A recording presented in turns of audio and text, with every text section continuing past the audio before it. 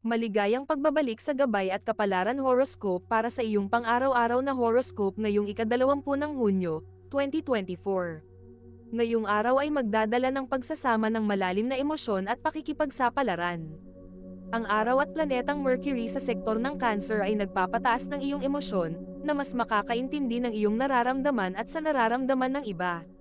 Ito ay isang magandang panahon para kumonekta sa pamilya at alagaan ang mga malalapit na relasyon. Gayunpaman, ang buwan sa sektor ng Sagittarius ay maaaring magdulot ng abala sa pagitan ng iyong pangangailangan para sa emosyonal na seguridad at iyong pagnanais para sa kalayaan at pakikipagsapalaran. Maging maingat sa kung paano ka nakikipag-usap, dahil ang iyong emosyon ay maaaring magdulot ng hindi pagkakaintindihan o mga sagupaan sa iba na hindi nakakaintindi ng iyong pakiramdam. Tingnan natin ang inihanda ng mga bituin para sa bawat zodiac sign ngayong araw. Aries, ngayong araw ay maaaring makaramdam ka ng pagkalito sa pagitan ng iyong pangangailangan para sa emosyonal na seguridad at iyong pagnanais na makipagsapalaran. Sa trabaho, maaaring magkaroon ng proyekto na magdudulot ng pag-aalala ngunit magiging matagumpay sa bandang huli. Para sa mga single, maaaring makakilala ka ng isang tao na magpapasigla ng iyong damdamin. Para sa may relasyon, maging sensitibo sa nararamdaman ng iyong partner. Sa pamilya, pahalagahan ang mga sandaling pagsasama. Financially, maging maingat sa mga gastusin. Ang iyong lucky color ay pula, na nagpapalakas ng iyong determinasyon. Iwasan ang pagiging masyadong impulsive. Taurus, ang focus mo sa stability ay lalong titibay ngayon. Sa trabaho, isang bagong oportunidad ang maaaring dumating na magdudulot ng kaligayahan. Para sa mga single, maaaring makilala mo ang isang taong magdadala ng kasiyahan sa iyong buhay. Sa mga may relasyon, maglaan ng oras para sa iyong partner. Sa pamilya, pahalagahan ang suporta ng bawat isa. Financially, magandang araw ito para sa mga investments. Ang iyong lucky color ay berde, na sumisimbolo ng pag-unlad. Iwasan ang pagiging masyadong kritikal sa iba. Gemini, ang iyong pakikipag-usap ay magiging mas emosyonal ngayon. Sa trabaho, gamitin ang iyong likas na galing sa pakikipag-usap upang magtagumpay sa mga proyekto. Para sa mga single, maging bukas sa mga bagong pagkakaibigan na maaaring magdulot ng espesyal na koneksyon. Sa mga may relasyon, pag-usapan ang mga plano sa hinaharap ng malinaw at maayos. Sa pamilya, maging handa sa mga usapang emosyonal. Financially, iwasan ang impulsive buying. Ang iyong lucky color ay dilaw, na nagpapasigla ng positibong enerhiya. Iwasan ang pagiging masyadong mapagmatsyag. Cancer, ang araw na ito ay para sa pag-aalaga at pagmamahal. Sa trabaho, ang iyong pagiging masinop at maingat ay magdudulot ng tagumpay. Para sa mga single, maaaring makatagpo ka ng isang tao na may malalim na koneksyon sa iyo. Para sa mga may relasyon, maglaan ng oras para sa intimate moments kasama ang iyong partner. Sa pamilya, maging mapagbigay sa iyong oras at suporta. Financially, maging maingat sa mga gastos. Ang iyong lucky color ay silver, na nagpapalakas ng iyong analytical skills. Iwasan ang pagiging masyadong sensitibo. Leo, ngayong araw ay magbibigay sa iyo ng pagkakataon na ipakita ang iyong lakas at karisma. Sa trabaho, isang proyekto ang magdadala ng pag-angat sa iyong career. Para sa mga single, ang iyong self-confidence ay mag-aakit ng mga bagong tao.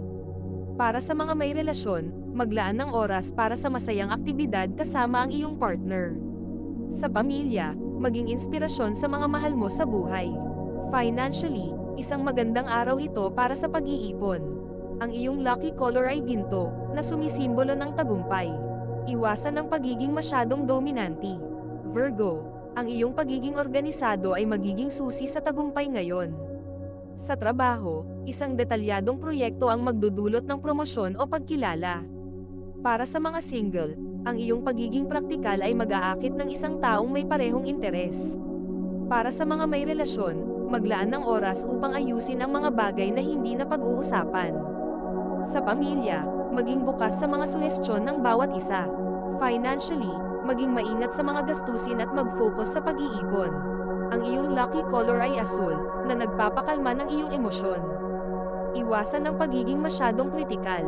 Libra, ang araw na ito ay magdadala ng balanseng emosyonal at kasiyahan. Sa trabaho, Isang collaborative project ang magbibigay ng tagumpay. Para sa mga single, ang iyong charm ay mag-aakit ng bagong romansa. Para sa mga may relasyon, maglaan ng oras para sa quality time kasama ang iyong partner.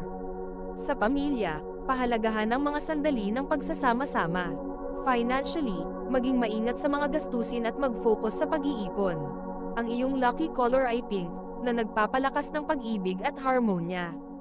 Iwasan ang pagiging masyadong indecisive. Scorpio, ang iyong malalim na emosyon ay magiging asset mo ngayon.